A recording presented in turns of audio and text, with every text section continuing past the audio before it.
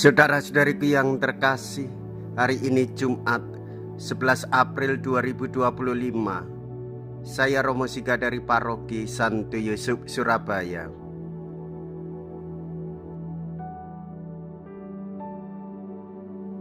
Dalam nama Bapa dan Putra dan Roh Kudus, amin.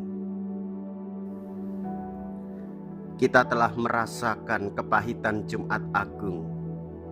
Nabi Yeremia mengungkapkan kegelisahannya ditinggalkan oleh siapapun, bahkan sahabat-sahabatnya. Dalam Injil semakin berkembang pertentangan antara Yesus dengan orang-orang Yahudi. Rakyat harus memilih mengimani Yesus sebagai utusan Bapa dan sebagai putra Allah, atau menyingkirkan Yesus karena menghujat Allah. Orang-orang Yahudi mencoba menangkap Yesus, tetapi ia luput dari tangan mereka. Mea culpa, mea culpa, mea maxima culpa.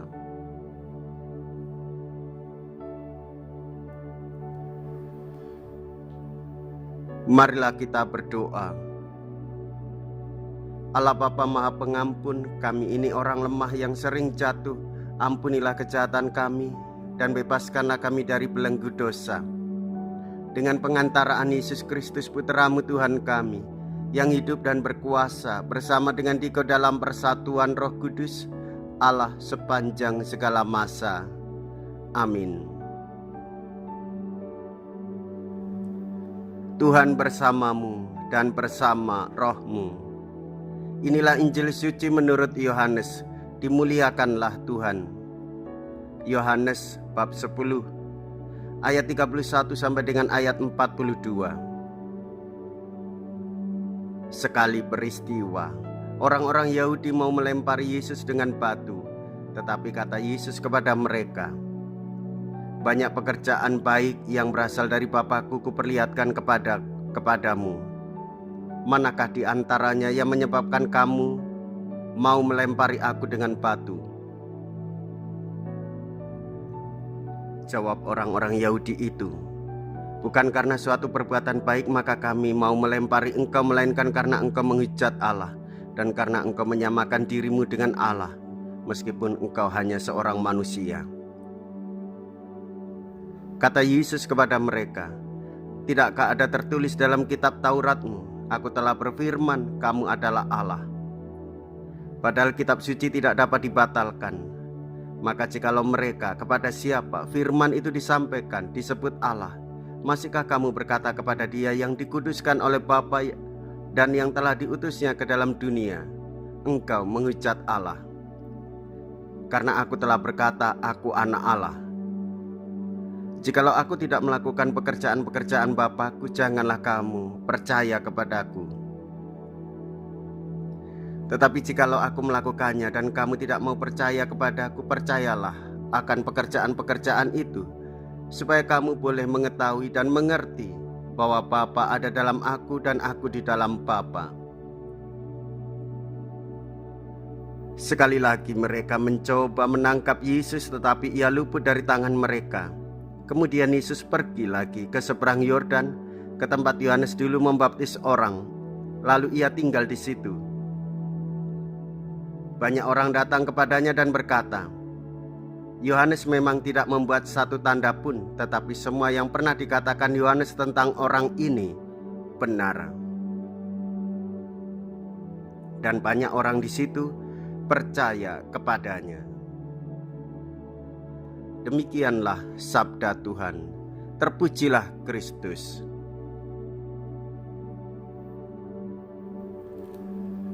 Saudara-saudariku yang terkasih, Yesus menghadapi kritik dan ancaman dari orang-orang di sekelilingnya.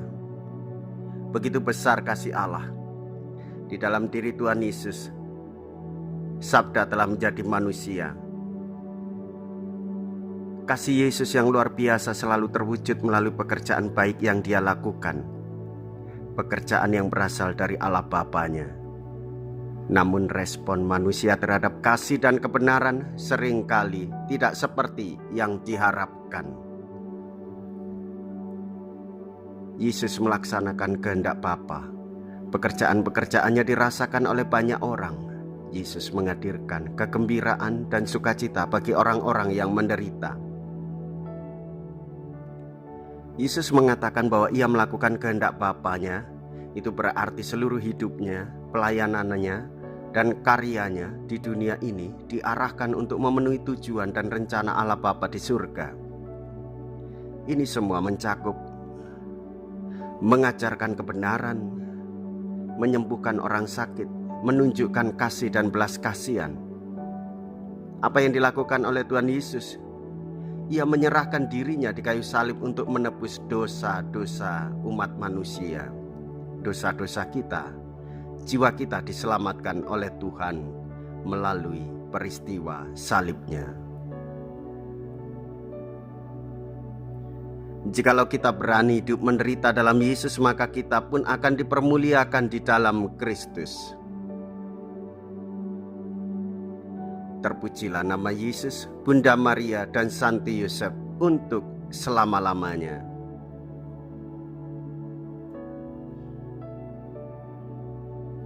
Marilah kita berdoa.